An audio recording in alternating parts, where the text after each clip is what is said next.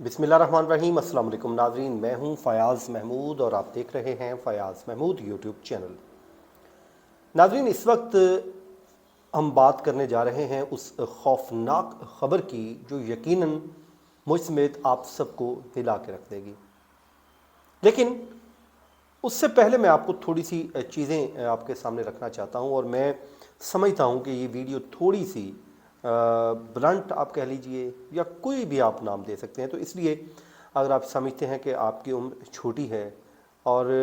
آپ نہیں سمجھ سکتے، میں تو یہ کہوں گا کہ آپ سب لوگ دیکھیے اور سمجھیے اور اپنے ارد گرد کے لوگوں کو بھی خیال رکھیے۔ سب سے پہلے 29 نومبر کو کیا ہونے جا رہا ہے اس پہ ہم بات کر لیتے ہیں، کیونکہ کوشش میری یہ ہوتی ہے کہ ڈیلی بیسس پہ بات ہو، روزانہ کی بنیاد پہ بات ہو، تاکہ ایشو ایک جس کو ہم لے کر چل رہے ہیں، یعنی کہ میں اس ایشو پہ بار بار بات کر رہا ہوں، مسلسل کر رہا ہوں، اور اس کی وجہ بھی یہی ہے کہ معاشرے میں بڑھتی ہوئی جو بے راہ روی ہے اس کا ایک تو راستہ روکا جا سکے، اور دوسرا ایک بچی کے پیرنٹس کو انصاف مل سکے۔ پیرنٹس کون ہیں آپ سب کو معلوم ہے، مہدی علی کاظمی صاحب ہیں، جن کی بیٹی ہے زہرا کاظمی، جو کم عمر ثابت ہو چکی ہے میڈیکلی، ڈاکومنٹ کے طور پہ بھی، ہر چیز میں یہ بات اب واضح ہو چکی ہے کہ وہ بچی مائنر تھی، ہے، اور اس کے بعد اس کا جو کیس ہے وہ آپ سب کے سامنے ہے، مجھے دہرانے کی ضرورت نہیں ہے کیونکہ آپ سب کو اس کے فیکٹس کا مکمل طور پہ اندازہ ہے۔ لیکن آپ کو یہ بھی معلوم ہے کہ جو ہمارا نظام انصاف ہے، اس میں انصاف کو حصول وجوہ شیر لانے کے مترادف ہوتا ہے۔ اب وہ کیوں ہوتا ہے یہ بھی آپ کو معلوم ہے کہ ہمارا نظام انصاف، یہاں پہ انصاف لینا واقعی ایک مشکل ترین ٹاسک ہے، تو مہدی کاظمی صاحب کو سلام ہے کہ جو اس نظام سے انصاف لینے کی امید لگائے بیٹھے ہیں اور مسلسل کوششیں جاری رکھے ہوئے ہیں۔ اب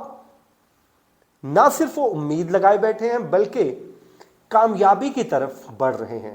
یعنی کہ ان کی رفتار آپ سست کہہ لیجئے، وہ بھی ان کی وجہ سے نہیں، اس نظام کی وجہ سے، ورنہ ہونا تو یہ چاہیے تھا، بڑا سمپل سا سادہ سا کیس ہے جس میں ہونا یہ چاہیے تھا کہ لڑکی مائنر ثابت ہو گئی، نکاح بھی آج تک مشکوک ہے، وہ ہوا یا نہیں ہوا، یہ سب کچھ چیزیں کلیئر ہو چکی ہیں۔ اس کے بعد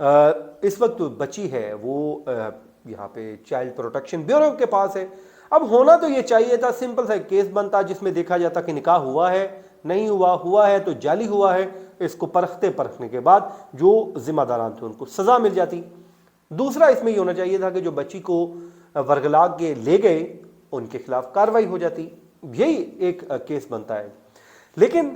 اس میں ظاہر ہے ہماری جو قانونی اس میں کافی جھنجھٹ ہوتے ہیں اس کو وہ لے کے چلے، تو اب جو کام آج سے 6 یا 7 ماہ پہلے ہونا چاہیے تھے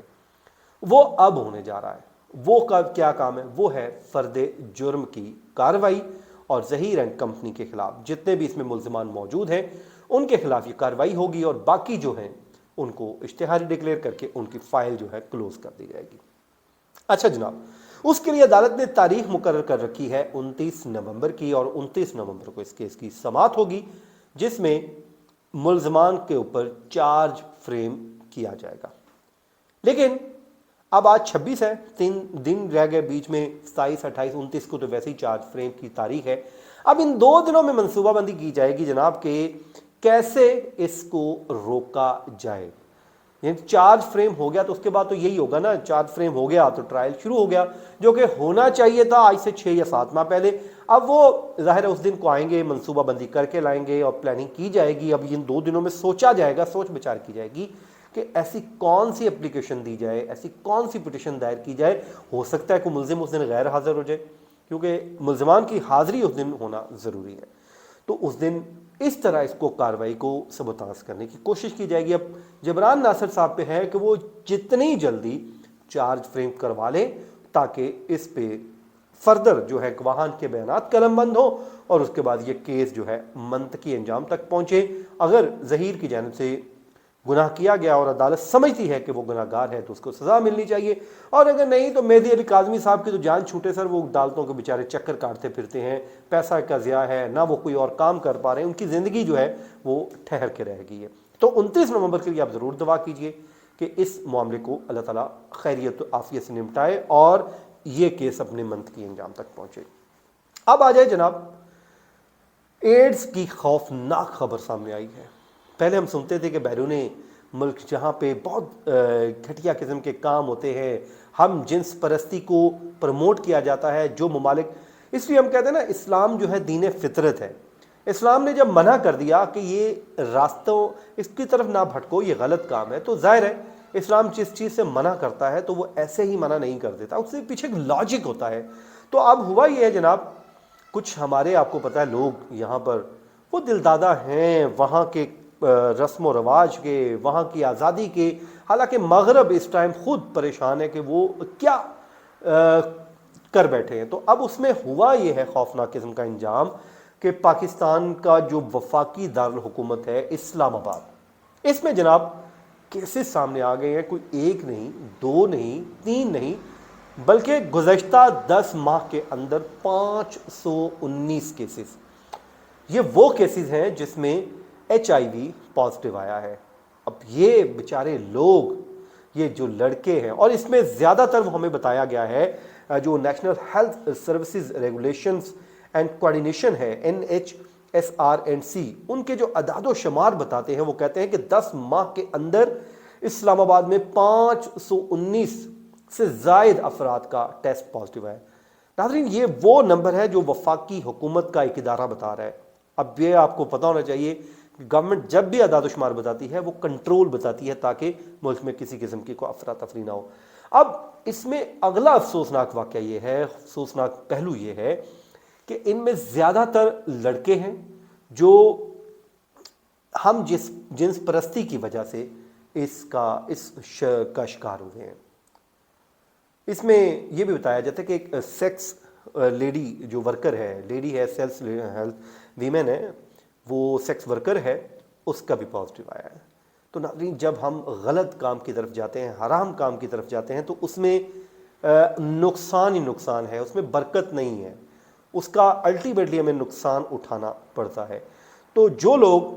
और इसमें एक और पहलू भी है, वो ये बताया गया है कि ये जो लड़के जिनके ज़्यादातर आए हैं, ये आपस में इनका वो सेक्सुअल रिलेशन था, या और वो लोग हैं जो अच्छे घरानों से जिनका ताल्लुक है। अब नाज़रीन, ऐसे घनौने, गंदे, गलीज काम की